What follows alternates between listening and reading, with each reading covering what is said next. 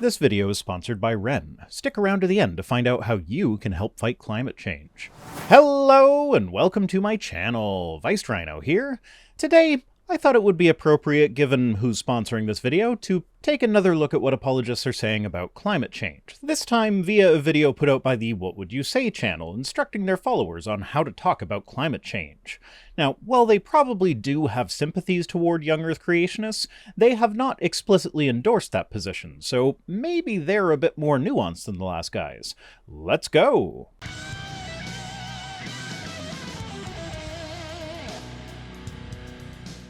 You're in a conversation and someone says, "We have to do everything we can to stop climate change." What would you say?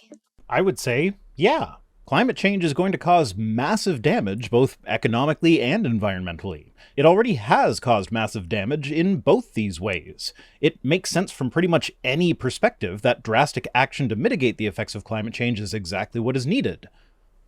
From the Global Paris Climate Accord to demands that we all buy LED light bulbs, concerns about climate change have shaped government policies and personal choices alike. What was with that dig at LED light bulbs? Now, I understand there are some people with sensitivity to the rapid flickering that's inherent to LEDs. It's too fast for us to consciously notice, but it can cause headaches for some people, and there are newer LED technologies that appear to have less of an effect for them.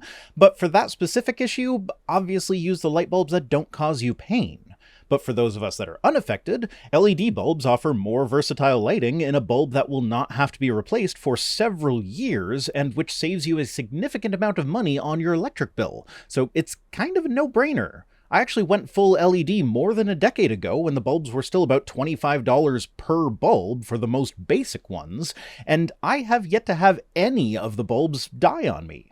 So even at that ridiculously high price, they have saved me money. But today you can get them at the dollar store, so the savings accumulate that much faster. But out of kindness to those who have sensitivity to LED lights, do keep in mind some things that can help mitigate the negative effects. Keep them at full brightness, for instance. It's kind of counterintuitive, but the way LED bulbs dim is by slowing down their flickering, and the slower flickering at the lower brightnesses has a bigger impact on those with this sensitivity. Also, if they are color changing, give them a bit of a green tint. The research here is still preliminary, but it suggests that green light does not exacerbate migraines like other wavelengths do, and while this doesn't necessarily carry over to LED sensitivity, it can't hurt to try, it's just a bit of green.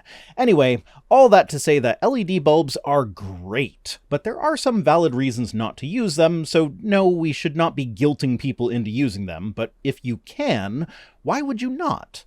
Also, I spent a lot of time here on the negatives despite being totally for LEDs. There is also evidence that LED lighting increases alertness and visual cognitive efficiency. Anyway, this is more in-depth than I probably should have gone into for what was probably meant as nothing more than a quick dig at a newer technology, but hey, I hope that at least this serves as evidence that I don't ignore data that I don't like. I would love it if LED lights just worked for everybody with no ill effects, but currently they do not, and I'm not going to ignore that fact. And we should care about the environment. After all, animals, plants, and human beings all need clean water and clean air to flourish. Okay, so we can agree that cleaning up those things, which will require both protections against emissions as well as measures to capture carbon that has already been emitted, are a good thing, regardless of whether or not we can agree that climate change is a real problem caused by humans. It's like that classic political cartoon where the guy stands up at the climate summit and asks, "What if it's all a big hoax and we create a better world for nothing?" Like, yeah, then we're left with what we can all agree is a better world, even if we disagree about the ultimate cause of climate change. Though it is worth noting that the same people who today are acknowledging that climate change is real, but are casting doubt on whether or not humans are causing it, are the same people who in the 90s were saying that climate change as a whole is not real. The impacts of climate change are now so obvious that not even the most avid climate change deniers can deny them. Today, however, many equate caring for the environment with panic about climate change. The worry is not just that the climate is changing, but that we're on the precipice of a human-caused disaster. Well, the more pessimistic among us will probably point out that we're already over the precipice, and now the best we can hope for is to try and mitigate it. But you just said you were in favor of caring for the environment, which causes a direct and pretty much immediate increase in the well-being of the people who live in that environment. So even if you don't think it's a giant disaster, why would you be against measures like transitioning away from burning coal, which causes all sorts of nasty health problems and releases more harmful radioactive material into the environment than nuclear power plants? In fact, nuclear is actually one of the safest forms of energy production there is, and when the whole life cycle of a nuclear plant is taken into account, it actually causes fewer emissions than solar power. The main argument that I usually hear against nuclear power is how long it takes to build the plants. But not only are the newer reactors quicker to build, but this has been the same argument that they've been using against it for the past several decades. The best time to start building nuclear plants would have been about 20 to 30 years ago. The second best time is today. France built a bunch of nuclear reactors starting 15 years ago, and today generates over 70% of their electricity with nuclear power. Their emissions are 1/6 that of the European average. Nuclear is the clean answer to the problem of the intermittent nature of other clean energy sources. Current battery technology will not enable us to install the grid storage that we need to make up for their intermittency. We need a good, stable, reliable source of electricity to fill in the gaps until battery technology catches up, and nuclear fits the bill pretty much perfectly. We should not be relying on future hypothetical technological breakthroughs in battery technology when we have the technology to deal with that problem staring us in the face today. The basic argument goes like this. Over the last century, because of modern industry, more and more carbon dioxide has been added to the atmosphere. Because carbon dioxide is a greenhouse gas, temperatures across the globe have risen. Rising temperatures will be catastrophic for life and the planet, so we must act now to limit the greenhouse gases, such as carbon dioxide, that cause the Earth's warming. Credit where it's due, that's a decent explanation of the problem, even right down to the fact that carbon dioxide is the main gas that humans have emitted that is having an impact on the climate, but it's not the only one. To really understand the climate change debate, we must first understand the situation we're facing right now. Only then can we understand the possible solutions. Right. And since we currently have a pretty good understanding of what is happening right now and the impact that climate change is having, now this isn't a hypothetical future impact, this is the impact that it is having today, right now, we actually do have a decent understanding of several potential solutions. What we lack is the political will to carry those things out because of misinformation being spread by people like you. And I don't know where the funding comes from for the What Would You Say channel, but I do know for a fact that other groups that oppose taking any meaningful action on climate change are funded directly by fossil fuel billionaires. The Daily Wire and PragerU, for instance, are both directly funded by Dan and Ferris Wilks, who made their fortune in hydraulic fracking.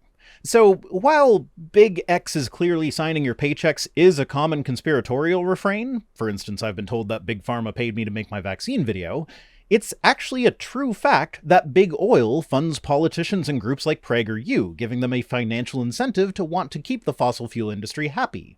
We all know that burning fossil fuels causes pollution, and we have several technologies available to us that would allow us to avoid the burning of fossil fuels, so why would we not use those technologies to prevent the pollution that we can all agree is bad?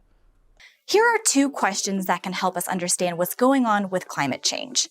First, is the Earth warming? Yes, it absolutely and undeniably is. The answer is yes. Most scientists agree that the Earth is in a warming trend that started around 1850. 1830 to be more accurate, but yes. But warming trends like this one are not unusual. Yes, they absolutely are. The current warming trend is unprecedented in history. During the medieval warming period, which was from about AD 925 to 1250, global temperatures were higher than they are now, even though humans couldn't have caused it. That statement is just flat out not true. Average temperatures in the North Atlantic region of the globe were higher than they are now, but global average temperatures were still quite a bit lower. The medieval warming period was likely caused by a decrease in volcanic activity combined with an increase in solar radiation, combined with a shifting of currents in the Atlantic Ocean that brought warmer water farther north than they had previously, resulting in weather in the North Atlantic region that was warmer than it was for the rest of the globe.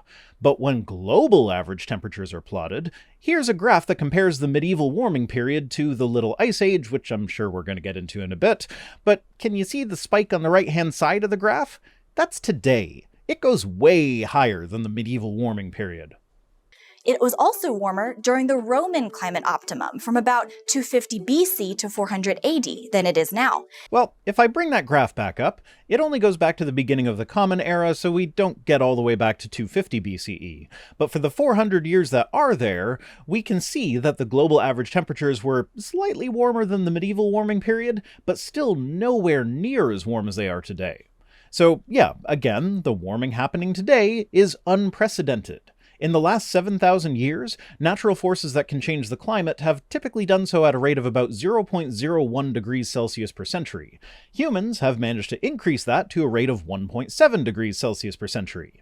This change is so drastic that researchers have actually had to come up with new equations for modeling the changing climate, equations that have the effect of zeroing out the impact from natural phenomena, because when compared to how drastically the climate is changing because of human activities, the natural phenomena are effectively insignificant. And during the Holocene climate optimum that ended 5,000 years ago. Well, given that 5,000 years is within the 7,000 years during which the climate changed at a rate of 0.01 degrees per century, I'm going to go ahead and say that whatever happened during the Holocene was nowhere near as drastic as what is happening today. Also, as a surprise to no one, given what we learned about the other two warming events discussed already, it turns out that the warming was specific to Northern Europe, with Southern Europe actually experiencing cooling during that same time period. So this was not a global event. There have also been periods of global cooling, like the Little Ice Age that followed the medieval warming period. The Little Ice Age was likely caused by volcanic activity. Several volcanoes erupted, putting a bunch of debris into the atmosphere, particularly near the Arctic region. This caused some cooling, which then allowed more ice to form in the Arctic, which had the effect of increasing the planet's albedo, the amount of sunlight that gets reflected back out into space rather than absorbed by the planet, and thereby caused more cooling. Again, this cooling happened very slowly, much slower than the warming that humans are causing today. This whole thing plays on the idea that the climate has changed before and humanity survived, so it'll be okay, we'll survive this time too. But the problem isn't just that the climate changed, it's with how fast the changes are happening. And yeah, I think humans have a great deal of ingenuity, and we will survive this climate event that we are causing, but that's the royal we, like we as a species will survive. There have already been lives lost to climate change. There have already been nearly 280 million climate refugees since 2008, and these numbers are only going to increase. So yeah, we might survive climate change, but we doesn't include the 619 people who died in British Columbia during the 2021 heat dome, just to name one of the several severe and often fatal adverse weather events that are happening annually, the increase of which is directly linked to human-caused climate change. While no scientist disputes that the Earth's average temperature rises and falls naturally over time, the fear over climate change today is that our current warming trend is unnatural and not part of the Earth's natural rhythm. No, the fear is not that it's unnatural, it's that it's incredibly rapid. If the climate were changing like this but completely naturally, we'd still be worried about it and trying to figure out how to stop it. But since it's not natural in origin, we know how to stop it. Stop pumping greenhouse gases into the atmosphere. We even know how to recover from it, deploy a bunch of carbon capture technology, and operate at a carbon deficit, where we pull more carbon out of the atmosphere than we put into it.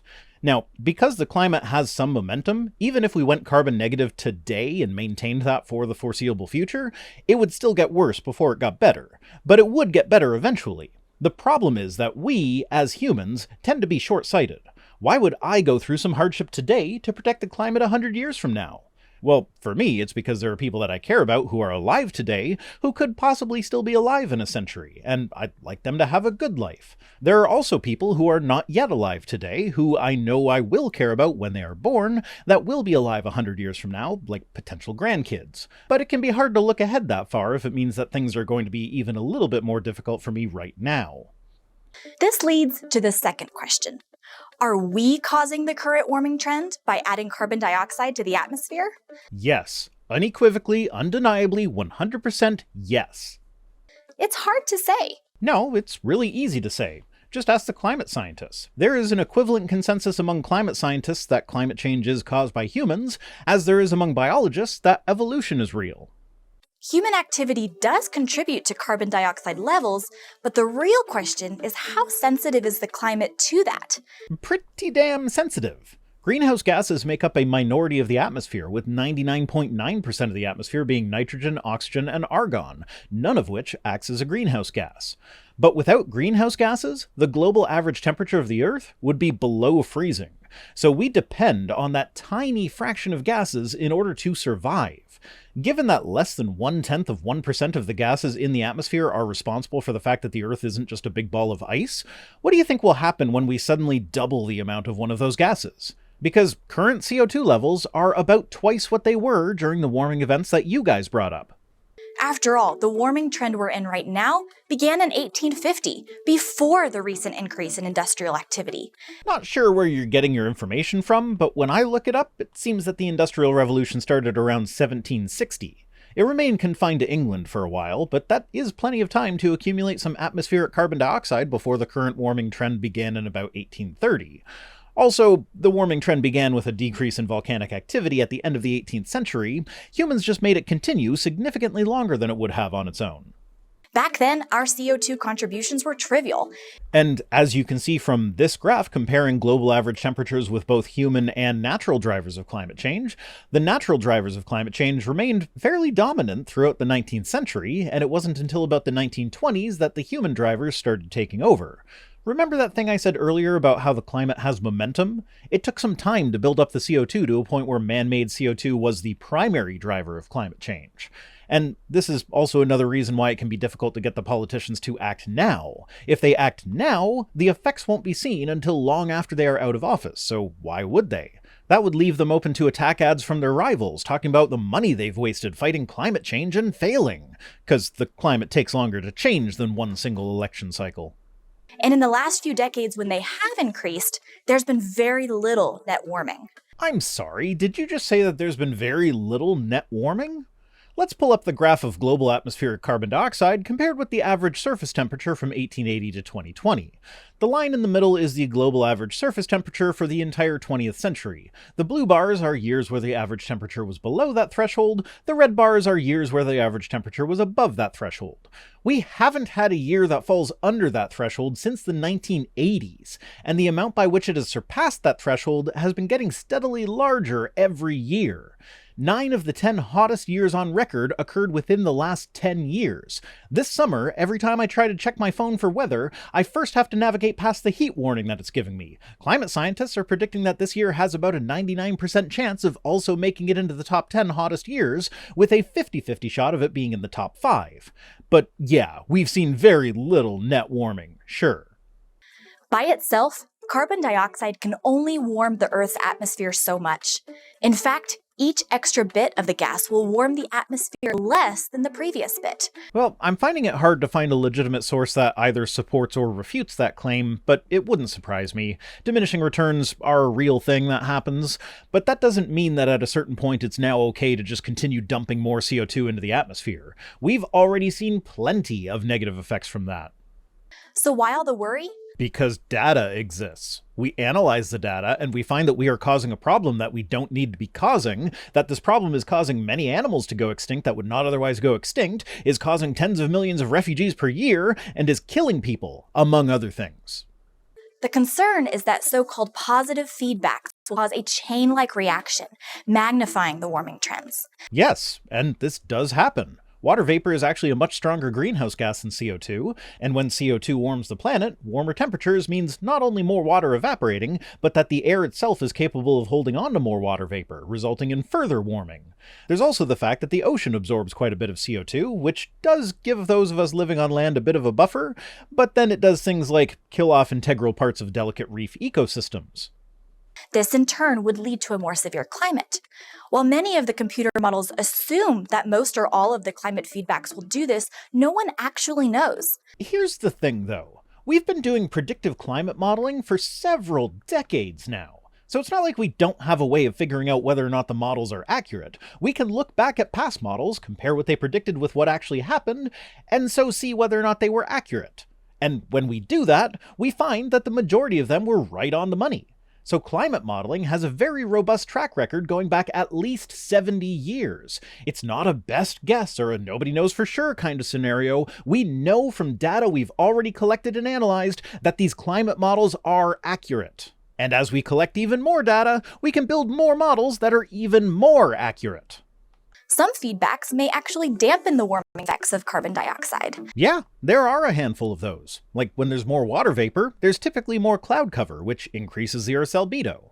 And I know this might be a shock to you, but these things are taken into account when the climate scientists develop their models. They aren't enough to stop climate change. But also, one of the dampening effects is the aforementioned acidification of the ocean when it absorbs CO2. So yeah, that might help reduce the impact of atmospheric CO2, but at what cost? A lot of the dampening effects are similar. Yeah, they dampen the effects, but they also have harmful effects of their own.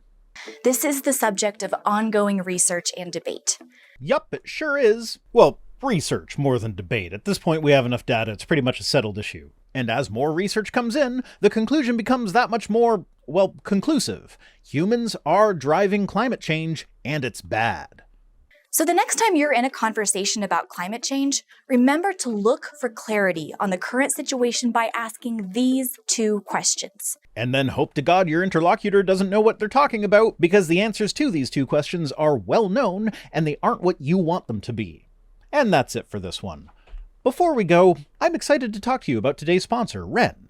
One of the most frustrating things about climate change is the feeling of helplessness that comes along with it. What can I do that will actually make a difference? I'm just one person.